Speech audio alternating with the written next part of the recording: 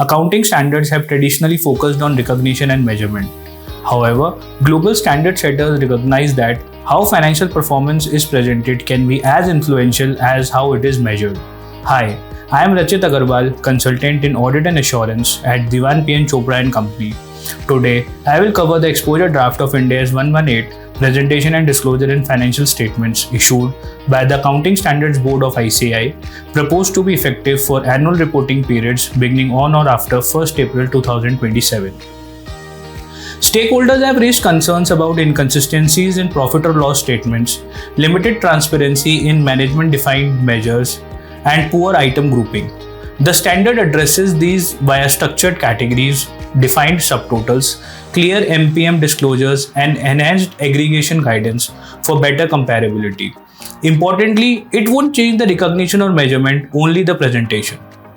A cornerstone of the standard is the mandatory classification of all incomes and expenses into 5 different categories, namely operating, investing, financing, income taxes, and discontinued operations.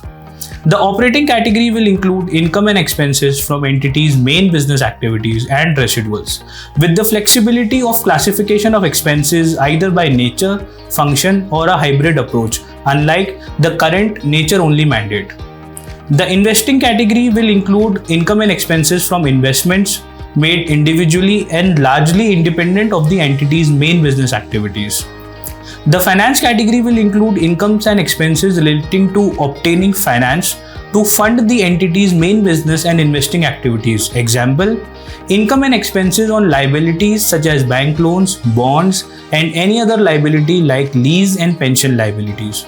Income taxes follows Ind AS 12. The discontinued operation category consists of incomes and expenses from discontinued operations recognized in accordance with Ind AS 105. For entities with specified main business activities like providing finance to customers, example banks, there are certain exceptions regarding income and expense classification in the operating category that would otherwise be classified in the investing or financing categories. This classification would help in fulfilling the next requirement introduced by the standard, that is, presentation of new subtotals, operating profit or loss, and profit or loss before financing and income taxes. The introduction of these new subtotals will ensure consistent structure of the statement of profit or loss and enhanced inter-entity comparability without affecting the overall profit figure. The standard also formalizes the treatment of management-defined performance measures or MPMs. These are subtotals of incomes and expenses which are used by the management in public communications to convey management's view of the financial performance. For example, adjusted profit.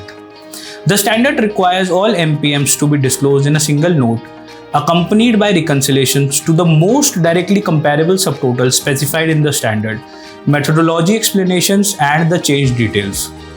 Introduction of this standard will trigger amendments to other standards including Ind AS 7, indirect cash flow starting from operating profit, Ind AS 33, additional EPS measures may be presented if derived from a total or subtotal explicitly specified in the standard or a disclosed MPM. Ind AS 34, new subtotals and classification principles to apply to condensed interim financial statements. In conclusion, Ind AS 118 represents a paradigm shift in how the financial performance is communicated, not by redefining the profit, but by imposing discipline, transparency, and consistency in its presentation. Its successful implementation will require significant judgment, system changes, and early stakeholder engagement. But the resulting improvement in financial reporting quality is expected to outweigh these costs. Thank you.